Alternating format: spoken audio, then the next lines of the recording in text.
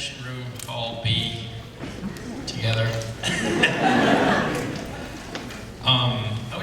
I just want to say that this was a big part of my life. I mean, you know, in '85, I was like 16 probably, yeah, something like that. But this movie was just, it was incredible. I just remember. Which character did you identify with?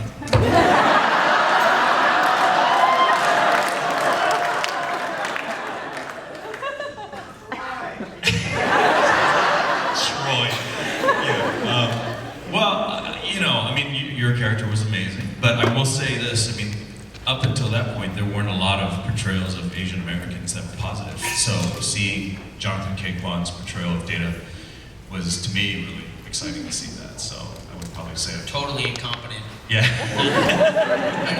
Yep. Yeah. His characters, he had a character name though, correct? I mean, Data was his nickname. Oh, you know what? I think he did, but I don't know what Data. Well, what is it? Richard Wang. Yes, which I saw that on. Did you say Richard Wang? No, well, I just hung out with Key. Yes. And he's just doing so great. He's a real. He does a lot of cool things, but yeah, he looks great.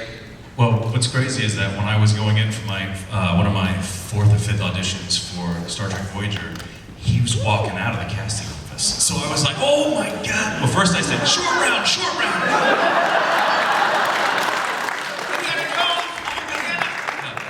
But I looked up on, I guess I just looked up on IMDb and I saw that his name was Richard and then last name W-A-N-G.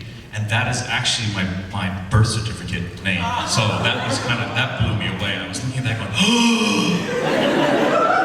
You were inside this movie. I was so in this movie. Oh, so I saw this when I was at UCLA. We were both UCLA alums, so what year did you graduate? I should have graduated but I was a freshman in '85 actually. I was a 16-year-old freshman at UCLA. So. We were non-traditional students, so I graduated. We got our diploma. My wife and I went together in '97 or something like that. Right. So, yeah. Yeah. That's awesome. Wow.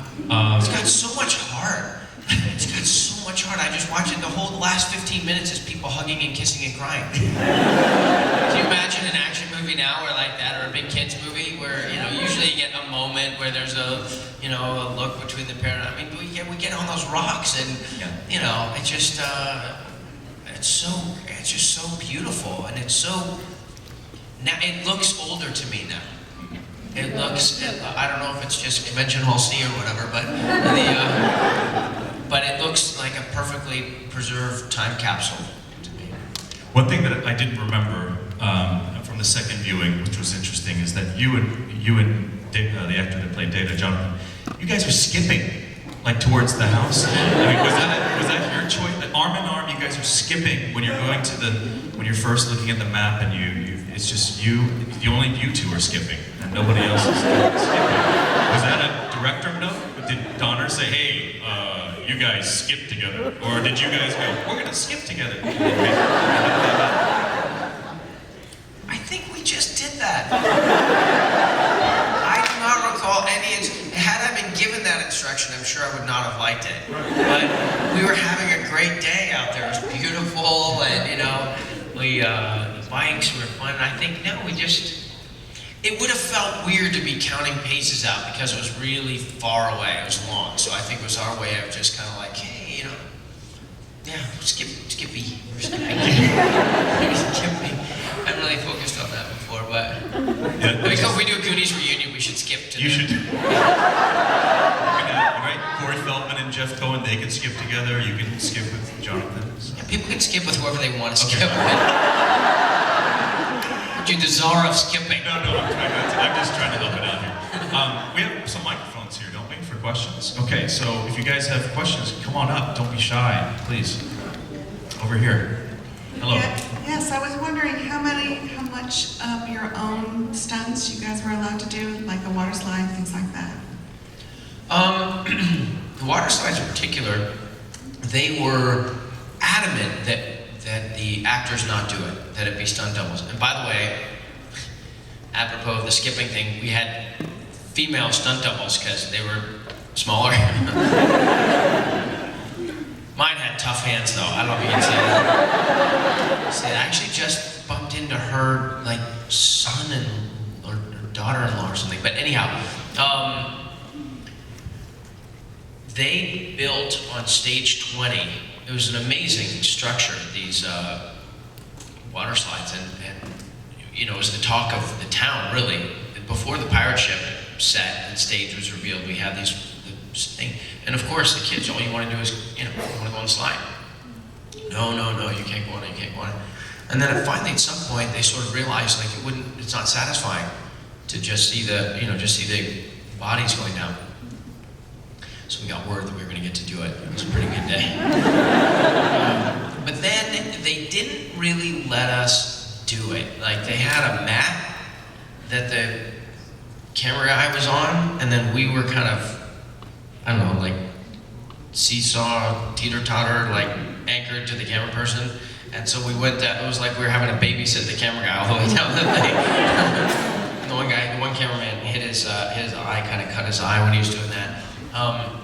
But it was a pretty amazing thing to have all the punchy sticks and, like, you know, the dirt, and it was just a really, really cool thing.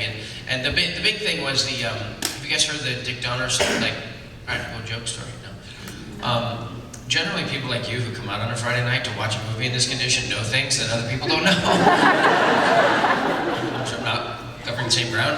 But practical jokes happened a lot, and we all decided to play one on Dick Donner. Now, we were filming, there was water, you know, there was 2 feet of standing water that we were in, and there's lights and electricity, and it's dangerous, actually, to be working in those conditions. So we decided to and Dick was always, Richard Donner, the director, Dick Donner, was big bellowing. You ever meet Dick? No, not yet. Hip hop, come on, there we go. So that's how he directs everything. You're just like, you're out of fear, you're just gonna do whatever you're supposed to do. Come on, kid. And he's a big, gentle giant, but he's the one who said a few weeks ago to the TMZ people that the Goonies sequel was happening and changed everyone's lives. Thanks, Dick. But anyhow, he was really, really paranoid and constantly, be careful. So we had the effects guys rig up one of the junction boxes with sparks and stuff. And so we waited until all the Goonies were in the thing, and then he goes, careful! Bip, bop, bip, bop. And we all start like this.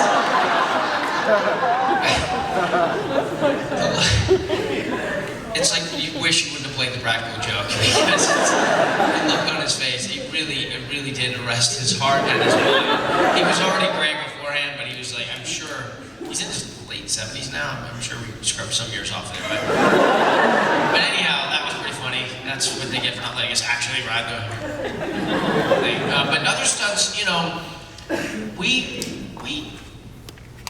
everything was pretty well planned out. I mean, it's a big budget movie, you know, it's really fun. You go to the lot now, the Warner Brothers lot, and it's roughly the same as it was back then. So the parking lot is newer, maybe they built a newer glass building over here. But in a lot of ways, the water tower looks the same, and the stages are the same, and when you pull in through the guard gate, you know, and I just remember, like, going through that guard gate, it's like, I was the man. You know, I was like, they knew my name. Hey, Sean. Hey. You know? And you go through there, and we took over the lot. You know, stage 16 was a pirate ship set, and stage 25, if I'm not mistaken, was the attic set, and you had the Chester Copperpot, like with the cave set, was over on like 24. We owned the place. You know, I remember one day I was walking to the commissary, and it's, you know, kind of a far walk, the whole football field or more. And there's a golf cart coming, and it's Catherine Bach from Dukes of Hazzard. And I go,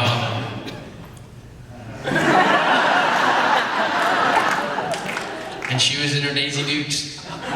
She pulls over, Rip, where are you going? I don't know. Commissary? I'll give you a lift. Okay. Driving down there, right, and you see the crew guys coming back from lunch with me like, what the heck? So the point is just, it wasn't a little production. It was a big production. Everybody knew it was epic, and they planned everything into, you know, within an inch of its life. So we did get to do lots of stuff, but it never really felt that dangerous. I'm trying to cycle through my mind. You know, when they drop those things, that could hurt, and it did require a little bit of timing between us and the effects guy who pulled it, or the stunt guy who pulled it. So there were little things. You definitely felt tough, but there's, you know, shots where I'm like, this is not noble. So what percentage of, I mean, how much did you guys actually shoot in Astoria or in Oregon? Like, you guys did all the exteriors there, is that right? Yeah, we went to Astoria. We were in Astoria for a few weeks, at most. You know, you can just tell the exterior of the house, actually the interior of the house as well, except for the attic, all the stuff with on the football field, and have you ever seen the behind this or the extras footage? They did a thing where in the cop chase, a cop car flips upside down and lands on a tugboat. You ever see that? It was the coolest stunt, and when we saw the movie and it wasn't in it, I'm like, you gotta be kidding me. Did it slow down the opening of the? So that stuff. There was a convenience store scene, which I'm sure people have seen the stills from, that was kind of slowed the plot down, but it was character building, but they cut that out. There was that. Yeah. Long on story, short on character. Let's take a question from this side over here, please. So I've heard that they actually kept the pirate ship from you guys until the day of the shooting. What was it like when you first saw the ship and when you first got to set foot on the ship? So the idea was that we would be totally kept away from the ship.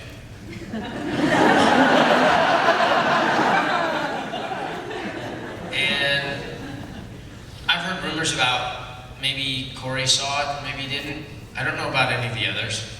Josh was 16, a little over 16. Hard to imagine he didn't find his way in there, but I'm not making news. Didn't he say 4 balls of conference room B? In the couple of weeks, it took forever for them to build that set. I mean, it was a spectacular architectural, you know, accomplishment. It was maybe one of the greatest sets ever built, as far as I'm concerned. I mean, they filled this whole stage. 16 is the biggest stage on the lot, and at that point, it was one of the biggest stages, I think, in the world. And you know, they had this rectangle cut out in the middle of it that went down 16 feet, so you could jump off the, you know, the walk in the plank or whatever. And I didn't have to walk the plank. So a few, I don't know, maybe 4 weeks before it was finished, no one had told me that I wasn't supposed to see it. Okay, I want to say in my own defense. So I just went wandering in there. Oh, cool. I didn't even know what I was looking at. Oh, cool, what's this? And it didn't really have the shape of a pirate ship yet.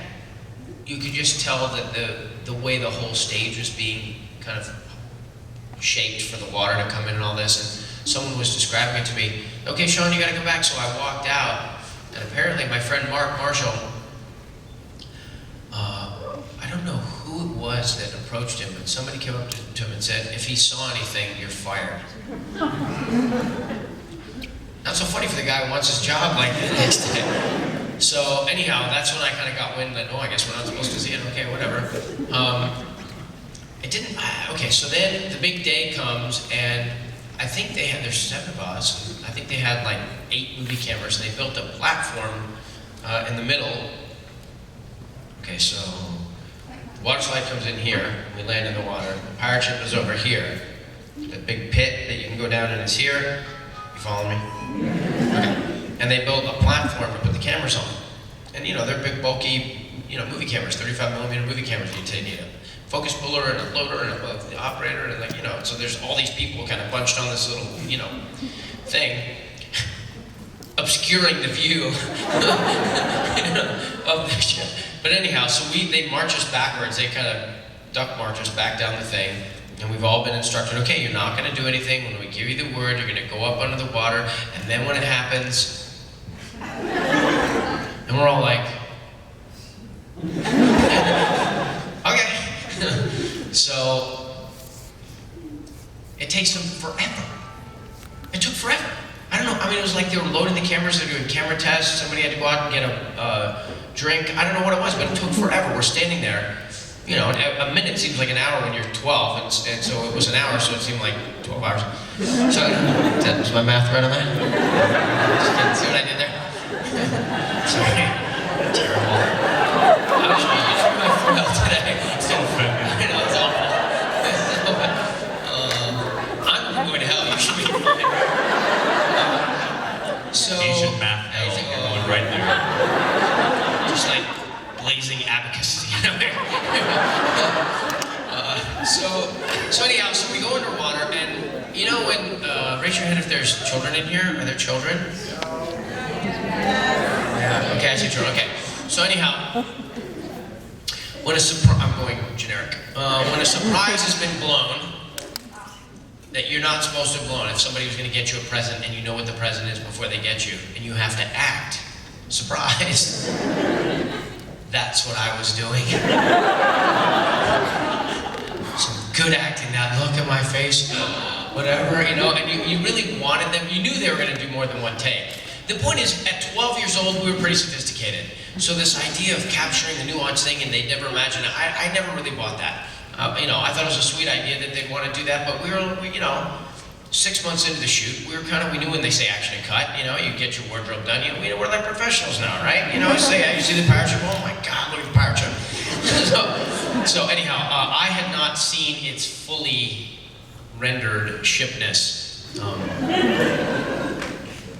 It was some cool shit. That's right, they wanted to go there. I was told I wasn't gonna do that. Okay. It works. On this side, please.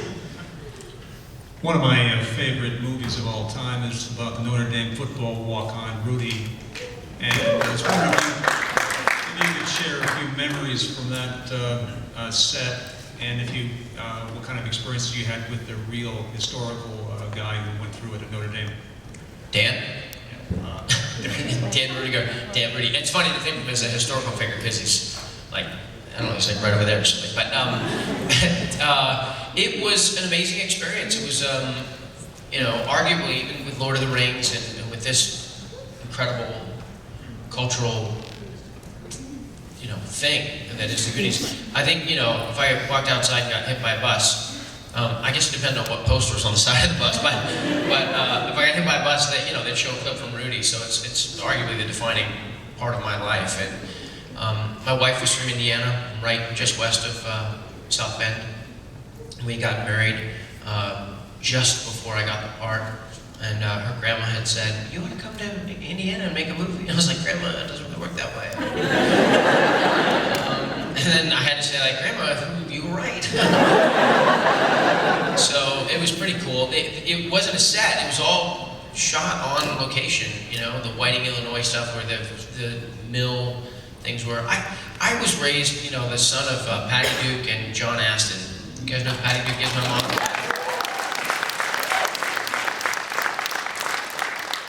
She says hi.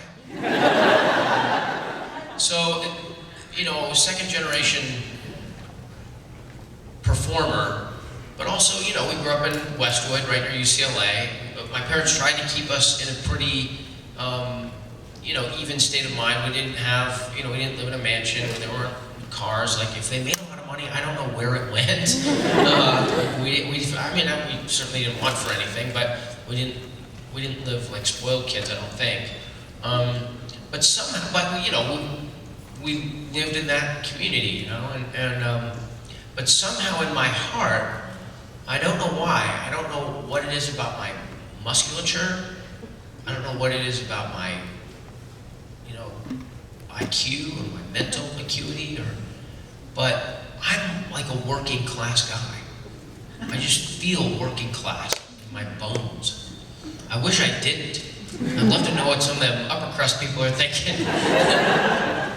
But when it came time to play Rudy, really it was, I got to be myself. I got to be me. I always fought for stuff. I really wanted things. I never wanted anything small. I wanted big things, and I wanted them badly, and I was willing to work hard for them. And sometimes I got them, and sometimes I didn't. But that ethos that's inside of the heart of the story, like that's what. I mean, not all the time. I'm an idiot. Like, you know, just ask my wife and kids.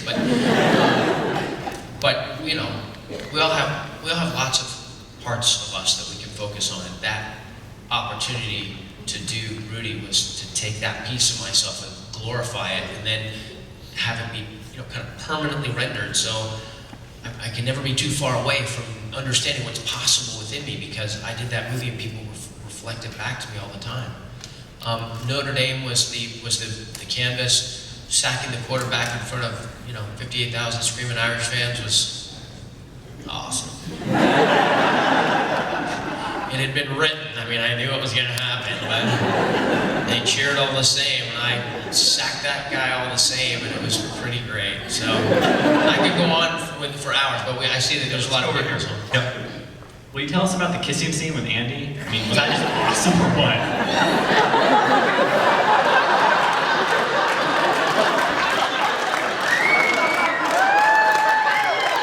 What's your name? Cameron. Cameron. So I auditioned for Goonies. My dad helped me prepare the audition. We spent hours on it. We drove from West LA over to Universal Studios, the back lot where the Amblin offices are, Steven Spielberg's offices. And I went in, and Mark Marshall, the aforementioned guy who almost lost his job, was walking me to the audition through the kind of, you know, hallway. And he said, "You look a little nervous." And I said, "Yeah, I'm a little nervous." He goes, "Why? You're just about to meet the most powerful man in Hollywood." And he opens the door like this. I couldn't get through the audition. I literally could not finish the words. I kept making a mistake, and I cursed at one point, and Steven Spielberg got up and left the room, and I'm like, well, there goes the neighborhood on that one. So I go back out to the car, and my dad says, how'd it go? I said, I didn't get it. He goes, what do you mean? I said, it was terrible. I couldn't get through it. I stumbled. I was bad. I was nervous. And he goes, it's impossible. It's impossible. You're too well prepared. You were so prepared. There's no way you didn't do what you can't have done as badly as you're saying. I said, Dad, let's go work on the Explorers audition. Raise your hand if you know what I'm talking about. The rest of you have to pay a penny. How dare you come into this sacred conference hall B, not know that was it Ethan Hawke? Was it River was in that one as well? Yeah. River, yeah. I guess they did a bunch. So yeah, and there was a test offer, which means they negotiate all the money, and once you settle up on everything, it's agreed, and then you go in a room and you audition, and if they like you, that's it, and it's done. You're set. Their discretion. So we go home, and we get home, and I said, well, let's. It was like the next day or something. It was an amazing. This is the thing about the '80s. It didn't just look like it from the audience side. It was people who were lucky enough to be able to, be working or trying to work. It's like, ooh, Gremlins, ooh, Back to the Future, ooh, Raiders of the Lost Ark, ooh, like every week, and then all the John Hughes movies came along, and it was just this orgy of really cool things. Anyhow, so we go to work on it, and the phone rings, and my dad comes in, he's like, they just offered you Goonies. I couldn't believe it in my heart. I'm sure I won the audition to all you young actors out there, you never know. So he said, well, let's get to work on the, he said, but they need to know right away if you're going to accept it, like immediately, because they were competing with each other, I guess. Like there weren't 1,000 great kids hungry for the part. But he, the Explorers was important, and Goonies was just kind of fun. That was the feeling at that moment. And I was like, yeah, but Goonies, Cameron, I get to kiss the girl.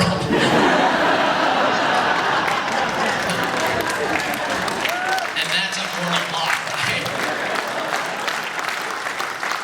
So we go to shoot it. Now, Steven had a terrible experience with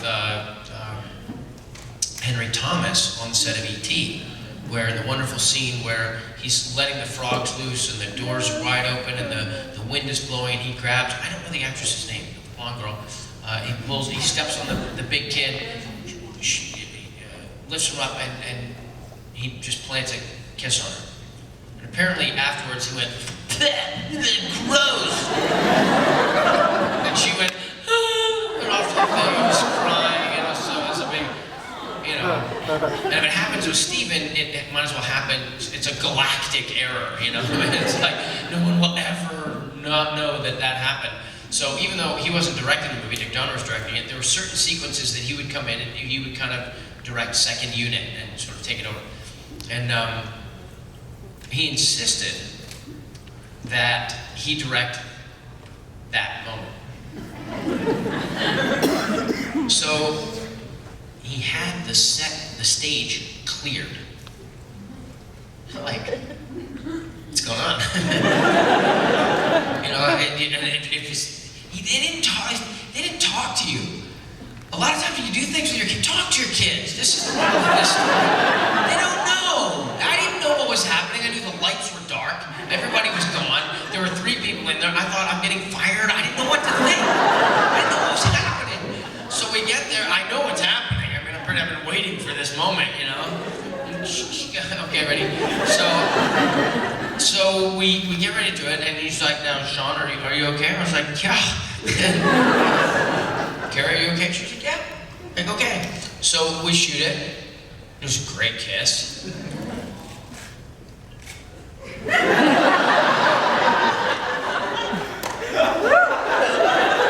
It's exactly what it felt like. What am I thinking right now? Take 2? Got take 2?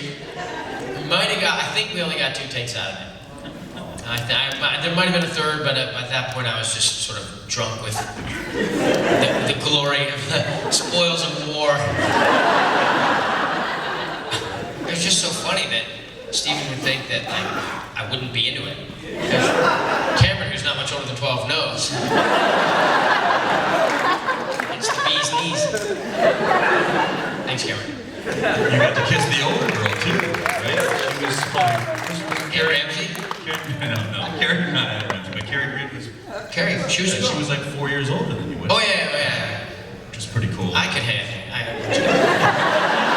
Well, you had Catherine Bach. They had to make it seem like I was shorter. Oh. I'm like, all right, for the movie. You'll sacrifice. I'll do what my job requires.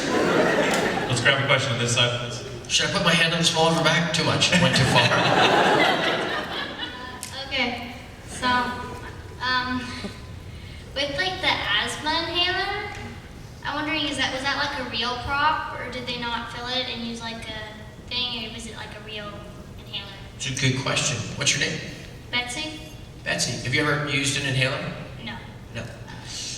All my kids are asthmatic. I have 3 daughters, and my wife is asthmatic. So when I told her that I was going to get a blue jean jacket to kind of, add to the along, she asked if I wanted to bring her inhaler. No, I know, because it was Advair. It's like this circle disc thing. I'm like, that's totally not it's not in it. But I've autographed quite a number of them in my time, I should say. People come up to me, more than 100 have come up to me and said, I just want to tell you something. You made having asthma cool. And I kind of think like they didn't watch the whole movie, because at the end I go, and I throw it away like I don't need it. So wouldn't that mean that asthma wasn't? Anyhow, psychosomatic, no, but anyhow, they were real asthma inhalers, and this is the universal sign for the asthma inhaler. Aren't gestures funny? You ever watch, like, in the congressional hearings when the 4-star generals are there, and they talk about, we're going to go to the fourth quarter of the fiscal year, fourth quarter, we're going to post it up. What the hell does this mean? Honestly. I mean, next time you watch it on C-SPAN, you're going to fall over it, Well, there's nothing in front of you. So one time they did not empty it. They were supposed to empty it. So, you know, I got used to, you know, I was acting. I kind of got into it, you know. So, and it like went in there and my eyes got red. My heart rate. I'm fine. And then the effects guys who I was always, you know, playing jokes on were like, oh, don't know how that happened. Well, let's get the rest of that out there. Good question. Thank you. Thank you. On this side, please. Hi, Sean. My name's Robert. One film that changed my life forever was Donner's Superman film. So when Sloth rips his shirt and does the Superman shield, that's like the greatest inside joke I've ever seen in any film to this day. And I also noticed a Gremlins joke in the movie too, and there might be one other reference. So my question is, did you have fun with the references and the jokes, and how playful was the dialogue? Was the dialogue? The shocking thing about it was how loosey-goosey it was. You know, I said before that it was a big, you know, it was a big budget movie and everything was planned within an inch of its life and everything else. That's like on the one hand. On the other hand, if you go through the movie, there's about 50 things in it that don't make any sense, that are totally like out of the movie. I called Brand Josh at one point. They didn't change that. You can hear Dick Donner laughing in the background telling the scene with the thing. You can see, you know, the octopus is the classic one. Like, the octopus was very scary. You're like, they cut that sequence out. I don't even think we fully shot that sequence. When the Fratellis are shooting at us by the bone piano thing, I go, holy Mackenzie. My brother's name was Mackenzie. I just wanted to work his name into the movie.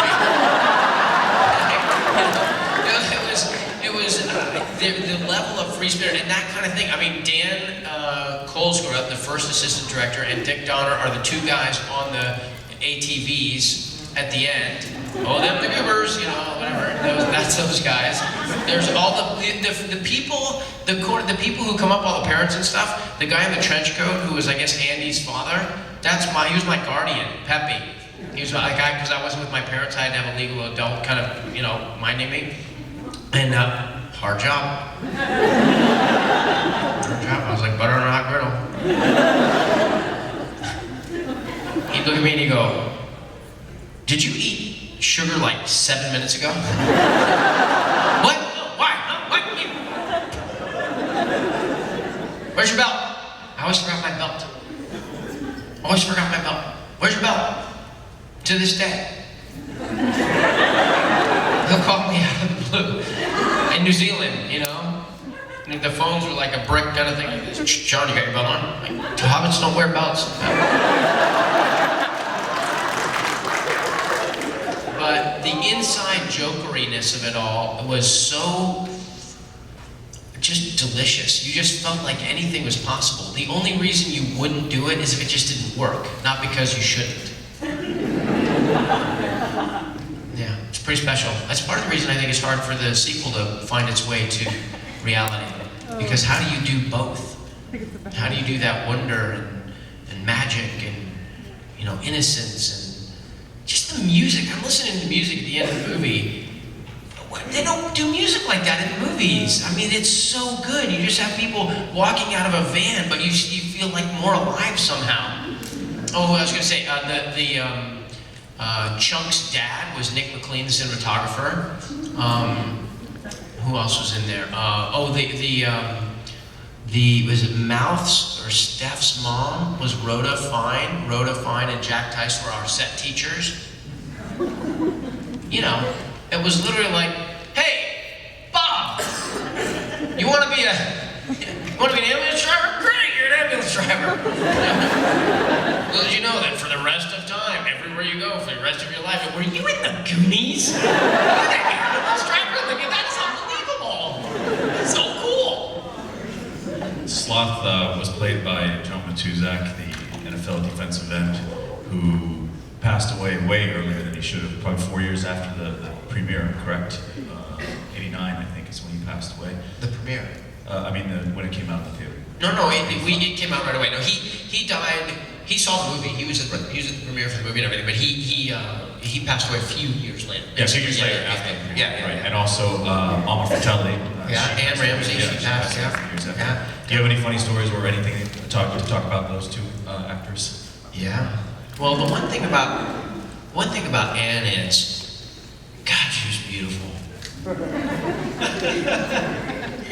I mean it with all my heart. Her soul, she was just so beautiful. We had these little, I always tell the story, they have these little houses on the Warner Brothers lot that are kind of next to the stages, and they're the actors' dressing rooms, and they look like little cottages from Finland or something, you know. They're tiny, but they've got character. And a couple of them, I guess they're like, you know, condo ones, had little porch on them. And Logan Ramsey was her husband, an actor who's been in a lot of things. Oh, he played a homeless guy in something really huge, and I can't remember what it is. But anyway, they're wonderful character actors for 50 or 60 years. And they would sit after work on the porch, you know, their driver waiting with a Bloody Mary, and they would just, you know, they're in the late 60s or something. She must have been in the late 60s, early 70s. And the sun would set, and you just come by and you'd say, "Hi guys," and they'd lift their glass, and you just thought, if that's not the most romantic thing I've ever seen, I don't know what. What a great way to kind of wind down this life, doing what they love with each other. It's just pretty spectacular. So, John Matusak, do I get to do this joke again? It's the new 6. The 6 plus? The 6 plus, yeah. 6 plus. Yeah, it's not big enough. It's called. It's my wife. It's your wife. Yeah. I would have, but you never know, like, you know. Kids in the background just conked her head on a thing. Oh, I got a thing. Like, oh, but you're in front of hundreds. Say hello. Okay, let's jump over here. John Matusak, there was a story. Oh, I'm sorry. There's a story about John. Maybe it's better not to tell a story, but there was a story of John who, he was a larger-than-life character. I think it was that killed him. But he, yeah, can't think of a way to tell the story of Play Company, but basically it was a riot. There you go. All right, we have a question over here. Excuse me. I have, I forgot what it was for a second. Oh, right. So, the Goonies film, it was pretty successful from how much fame it's had over the decades and everything. So I was curious, why was a sequel never created? It's a good question. Anybody else curious about the answer to that question? Why hasn't there been a sequel? Wait, and one more thing. Yeah. About your mom, why does she hate the opera? Why did she hate the opera? Only half of her hates the opera. Hey, Patty, who's been most everywhere? There's a bar to square. Patty's on the same side of her sick, broken nights, on a crazy bear. Out there, cousin, I didn't know. Right? Is that what you're talking about? Yeah. Like the opera? Yeah. Patty is the hot dog eater who doesn't like the opera. Kathy, also my mom, loves the opera. So really, she's bipolar. She's written books about it. You know, hard to sit through, particularly when you can't tap your foot. You know, there's no meter in the opera, right? So I went for it again. Sorry. Anyhow, so the sequel, the sequel will get made, 100%, no doubt about it, guaranteed. That's maybe not in my lifetime, but it will happen. It's hard to figure it out. Yeah. Steven Spielberg alone, it's his choice. Yeah. One person gets to choose, Steven, whether it gets made. And he hasn't felt like the script, the story is right yet. And it'll get made as soon as he feels it's right. And, well, you know what'd be really cool? A Steven Spielberg theme park with rides based on all the movies, you know.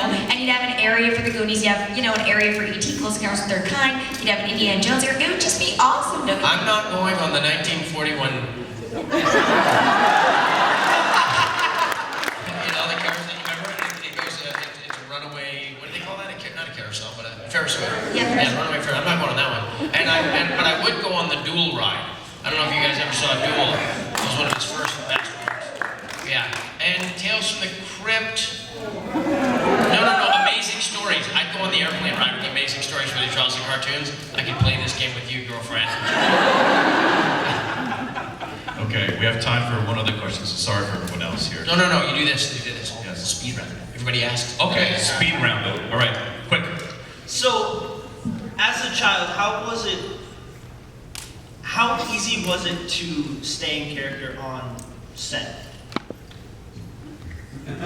Speed round.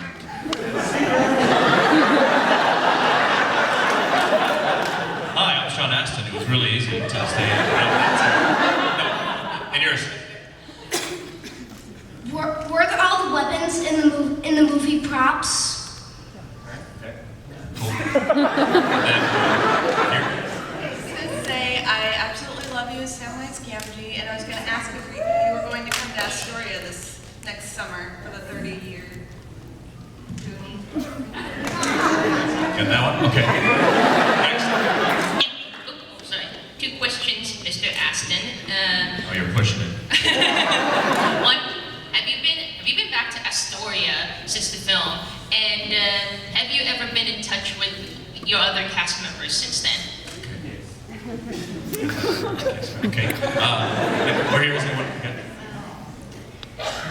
And the Lord of the Rings films, how did it feel working with Elijah Wood and Ian McKellen? Okay. Good question. Nice. All right. Have a seat. Next. How many episodes left of Vox Populi, and any update on Sultana? Okay. Thank you for that. Thank you. Yes. I just wanted to say I'm a huge fan of J.R. Tolkien, so thank you for bringing Samwise Gamgee to life. You filmed in a lot of big budget movies, so what was your favorite place to film? Like with Astoria, with New Zealand, what was your favorite place? Thank you for that. Over here. Why did Mikey think he was called One-Eyed Willie?